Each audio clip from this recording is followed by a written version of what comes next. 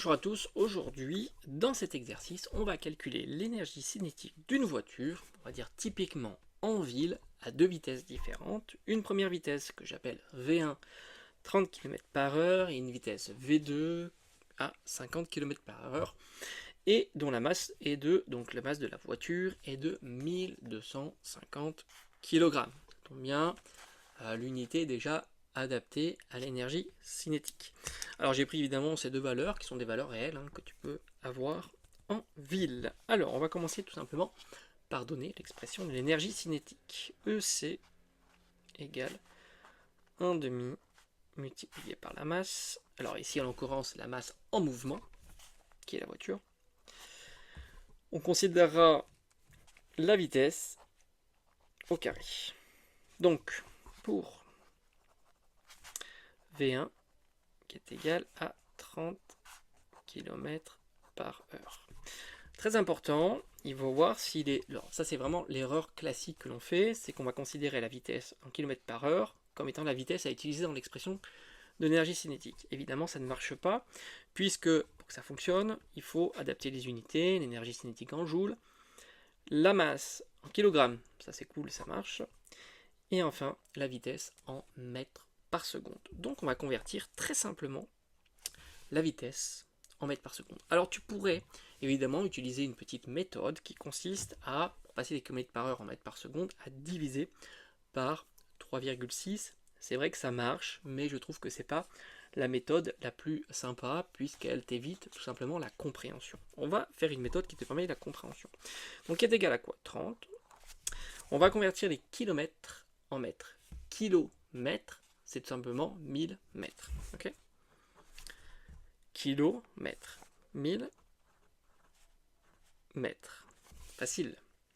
Ici, on a une barre de fraction. On va laisser la barre de fraction. Ok. Et heure. On veut seconde. Une heure, quand tu as heure, ça sous-entend une heure. Une heure, c'est combien de secondes? Ça, tu devrais le savoir, évidemment, c'est 3600. Donc, on va diviser par 3600.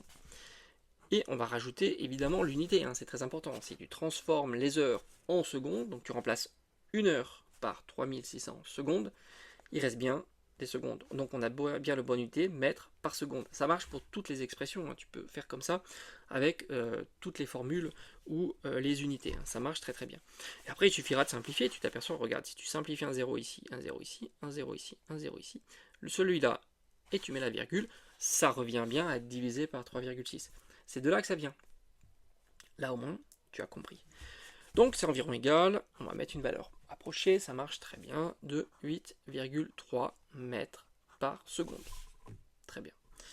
Et là, j'ai envie de te dire, tu fais chauffer la calculatrice, il suffira juste de ne pas se planter, et ça marche très bien. Alors, 1,5, la masse, c'est la masse de la voiture, 1250 kg, la vitesse au carré, donc évidemment, je t'invite à mettre l'expression sous forme de fraction, c'est mieux. Mais si tu considères la valeur approchée, ça marche aussi. Donc c'est égal à environ, on va mettre une valeur ici approchée, 43 403 joules.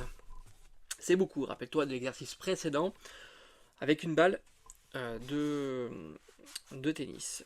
Mais la vitesse était bien plus importante avec la balle de tennis, mais le poids étant, enfin la masse, pardon, étant faible que c'est comme ça. V2, cette fois-ci, donc on a fait ici V1, on a fait ici V2. C'est égal à 50. De la même manière, on fait pareil, donc 50 multiplié par 1000 divisé par 3600, qui est environ égal, cette fois-ci, à 13,9 mètres par seconde. C'est pareil. Et maintenant, il suffira tout simplement de réutiliser la même expression, enfin la même formule, mais cette fois-ci avec 13,9 au carré, qui nous donne une valeur approchée de, alors je crois que c'est 120 659,7. Bon, on aurait pu arrondir à 660, ça sera très bien. Donc on est passé quand même, lorsque on n'a même pas doublé la vitesse, hein, on est passé de 30 à 50. Donc on n'a même pas doublé la vitesse. Et pourtant on est passé de 43 000 à plus de 120 000. C'est normal, puisque la vitesse est au carré. Donc forcément, si on avait augmenté par 2 la vitesse, on aurait multiplié par 4 l'énergie cinétique à cause du fait qu'il y a le carré. D'où l'importance de diminuer sa vitesse pour limiter cette énergie. Évidemment, la masse de la voiture, ça c'est quelque chose que l'on ne peut pas faire varier. Et par conséquent, on peut jouer pour la sécurité d'autant sur la vitesse. Et à chaque fois qu'on diminue la vitesse, on diminue d'autant plus l'énergie cinétique qui en résulte, évidemment. Voilà, j'espère que cette démonstration t'aura plu. Et comme d'habitude, si tu as des problèmes, des soucis de compréhension, n'hésite pas à le mettre dans l'espace des commentaires et j'y répondrai.